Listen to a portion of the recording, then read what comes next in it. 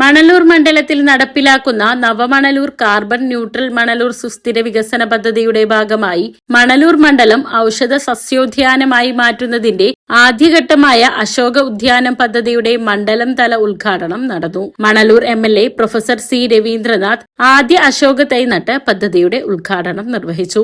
ചൂണ്ടൽ ഗ്രാമപഞ്ചായത്ത് പ്രസിഡന്റ് സിനി പ്രസാദ് അധ്യക്ഷയായി. 3 വർഷത്തിനുള്ളിൽ മണ്ഡലത്തിലെ 10 പഞ്ചായത്തുകളിലായി 6000 അശോക തൈകൾ നട്ടു സംരക്ഷിച്ച് മണലൂർ മണ്ഡലം മാതൃകാ അശോക ഉദ്യാനമായി മാറ്റുമെന്ന് MLA പറഞ്ഞു. സംസ്ഥാന ഔഷധ സസ്യ ബോർഡിന്റെ സാമ്പത്തിക സഹായത്തോടെ മറ്റത്തൂർ ലേബർ സഹകരണ സംഘമാണ് പദ്ധതിക്ക് ആവശ്യമായ അശോക തൈകൾ ഉൽപ്പാദിപ്പിച്ച് നൽകുന്നത്.